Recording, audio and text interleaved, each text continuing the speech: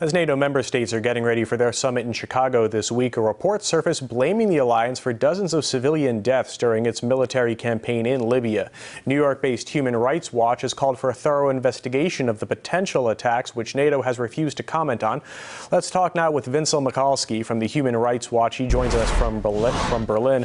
Thank you very much for being with us. So tell us more about the investigation and what facts does it have to support these accusations? Well, my colleagues went to 8 sites in Libya.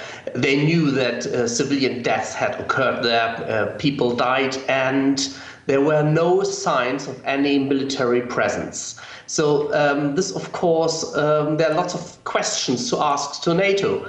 We found that at least 72 civilians have died without any connection to any military activity on the ground. So we're asking NATO to investigate those, and NATO hasn't done that yet. Now, we've got a statement here from NATO Secretary General Anders Fogh Rasmussen. He told RT this in the wake of the Libyan campaign last year. Listen in. I would like to stress that we are not targeting individuals. We hit legitimate military targets. We do all we can to avoid civilian casualties. We are in Libya to protect civilians against attacks, and this is the reason why our commanders are very, very careful in identifying legitimate military targets. Now, according to your report, at least 7 of the 8 sites featured in the investigation were completely civilian.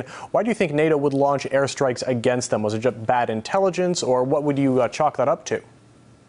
Well, this is the really big question, and NATO should answer this question. And we don't understand why they refuse to answer those, because, I mean, NATO did actually, if you can say so, a very good job in limiting civilian casualties. They used precise smart guns and smart weapons that would target only really military sites. But in this case, in 7 out of 8 sites at least, we found that this was not the case. And we don't understand why NATO is not doing any investigation. It should be, it's obliged to do that.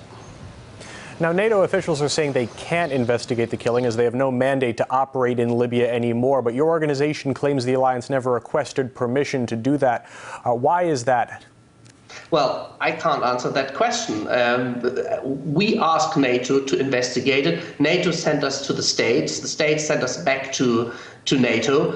And so we are kind of are trapped in a bureaucratic machinery there, and NATO really is obliged. They need to investigate those killings. They have to ask the transitional government in Libya to get some people on the ground to do that. It can't be that difficult.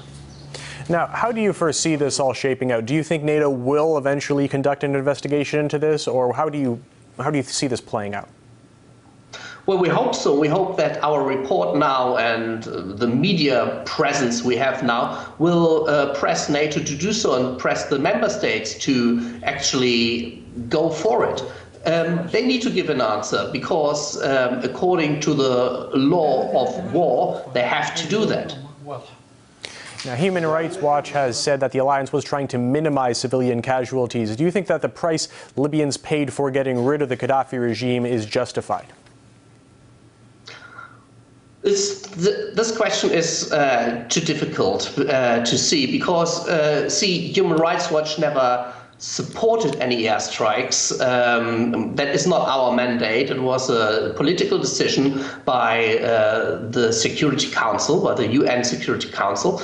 And but given the extent of bombing, they did a good job in minimizing the civilian casualties, and that's why we don't understand why they don't investigate these cases. What's there? What's behind there? Why did they actually hit those civilians? Also, the guns have cameras, the pilots have infrared cameras. They should have seen that there was no military on the sites.